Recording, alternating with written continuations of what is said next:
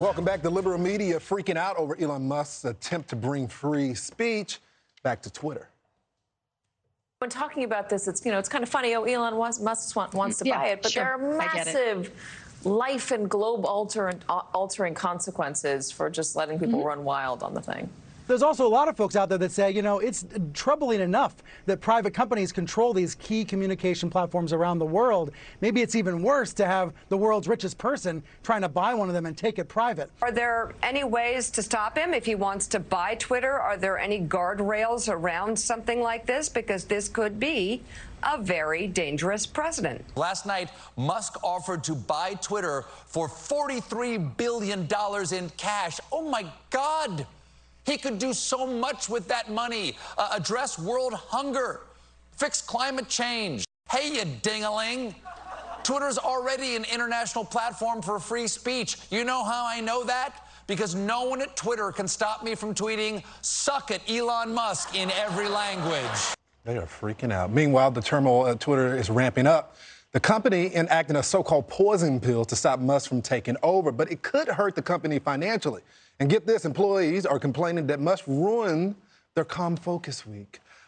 Kennedy. Oh, no, not Calm Focus Week. We better shut some people down. In the words of Washington Post columnist Max Boot, I'm frightened. It's like, you're frightened? This is what scares you? Elon Musk wanting to expand free speech in this country when so much speech is being curtailed, when kids and moms are being bombed to death trying to escape Ukraine. And you're seeing that every day in real time. And this is what frightens you? Your priorities are so incredibly out of line. This could be a great thing. I don't understand. No one has any data or examples to back up why they're freaking out about this. It's just that Twitter won't have all of the mechanisms to shut people down who don't engage in right-think. All you have to do is walk around the building and talk to people who have been silenced on Twitter for no good reason. Look at the Babylon Bee. Look at the New York Post. It's really incredible the reach that they have and the damage they can do when people haven't done any harm in the first place, other than share ideas and talk and make jokes. Tires, they're freaking out, and he's a libertarian. What if he was a conservative, a Republican?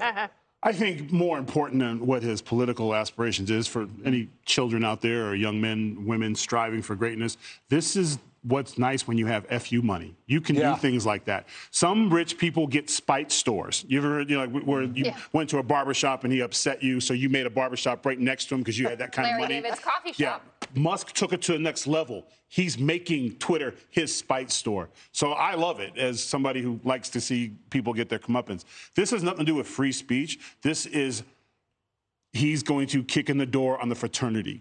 He's going to allow everyone to be in the fraternity, and they don't like that. And journalists who use Twitter for everything now are going to have to do their work, because there's going to be this is a crazy idea, there's going to be, dare I say it, 2 or 3 sides to an argument.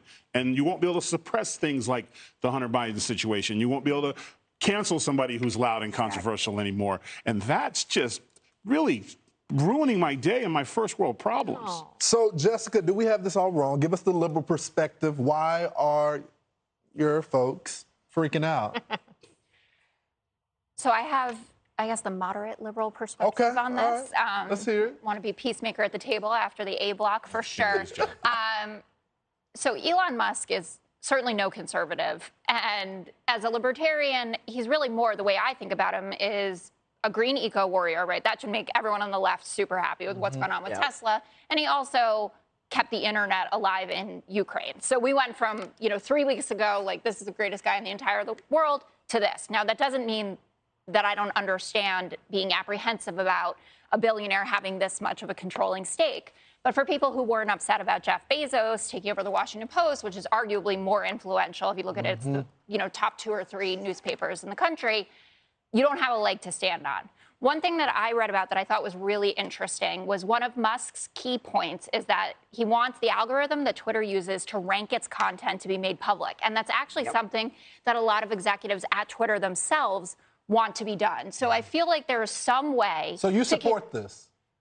No, I'm certainly not ready to say that. Listen, I'm not a shareholder. I think shareholders should have a role in this conversation. It shouldn't just be about the board. This poison pill strategy, I don't work at CNBC. I cannot get into the details of all of this, but I think that the points that he's making, it would be worthwhile as a 9%, stakeholder for them to consider them and maybe find some common place where he doesn't become the majority shareholder. And he already said he doesn't have the $43 billion in liquid assets to be able to buy this anyway. But maybe we can move forward together in a positive direction. Judge? I am not a shareholder, and I do not work for CNBC. And I am thrilled that Elon Musk may own Twitter. And I'll tell you why. Because the man believes in free speech. Unadulterated free speech. Limited, quote, the only limits on free speech should be the legal limits imposed by the government.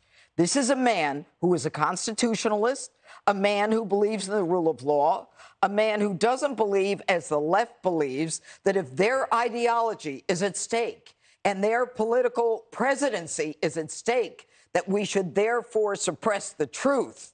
And therefore, we cannot allow anyone to speak when it might impact a presidential election. This is a guy who the left is right. It will have globe and life-altering consequences. It will have a dangerous precedent in their mind because they don't believe in the free speech that each one of us has been raised to understand. Free speech isn't about the people who are triggered or who need a place to cry. Free speech is the ability to say what you want to other people as long as it is not criminal. Period.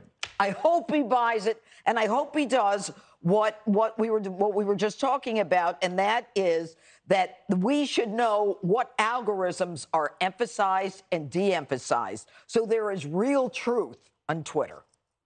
You're done. I'm cooked. There you go. Hey, Sean Hannity here. Hey, click here to subscribe to Fox News YouTube page and catch our hottest interviews and most compelling analysis. You will not get it anywhere else.